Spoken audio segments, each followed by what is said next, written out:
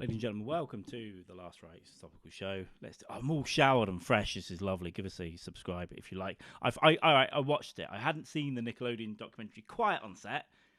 I was calling it All Quiet on Set, All Quiet on the shame front.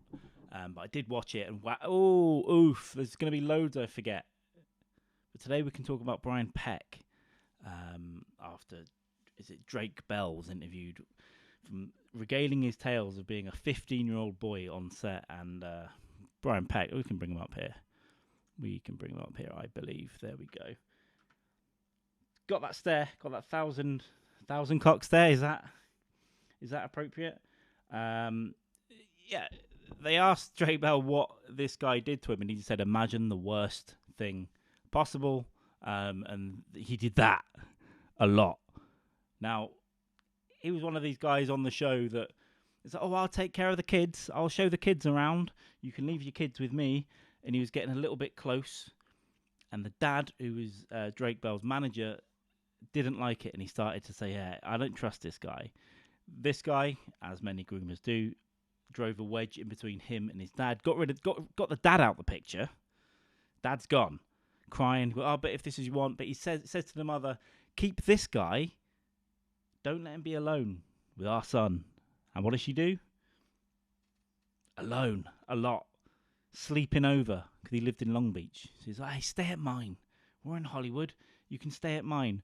Many, many times. And yeah, it appears systematically did the worst things possible to the 15-year-old boy many, many, many times. Lovely Brian Peck there. But then he goes and gets a girlfriend. This is the kid. And this weirdo is phoning up his kid's girlfriend's house. Like, "I thought we were supposed to go to Disneyland." I don't know if that's how he sounds, but maybe, "I thought we were supposed to go to Disneyland together." It's probably a bit more woo, but, absolutely unbelievable. So he was sentenced to 16 months in the end when they finally were able to get it out. But then upon his release, he was hired to work on a series starring children, The Sweet Life of Zack and Cody. Although he never made it to the set, and they fired him upon learning of his charges. So I didn't know that, but actually that is good. But yeah, check these guys out, I guess. Yeah, and it took 20 years to reveal who it was. I remember they interviewed another guy who worked on the show. He goes, "It wasn't one of the actors from our set that this was happening to, was it?" Yeah, it was. And obviously the poor lad had to keep it in and not tell anyone. He said he's not spoken to anyone about it apart from, I guess, his mum and his therapist in 20 years. So he wouldn't even say in the interview. They were like, tell me what he did. And he's like, "Just no." And the worst possible thing, I think we can imagine. But systematically over a long period of time. So that's Mr. Peck. I still haven't watched this Schneider interview. I need to do that. So we'll talk about that another day.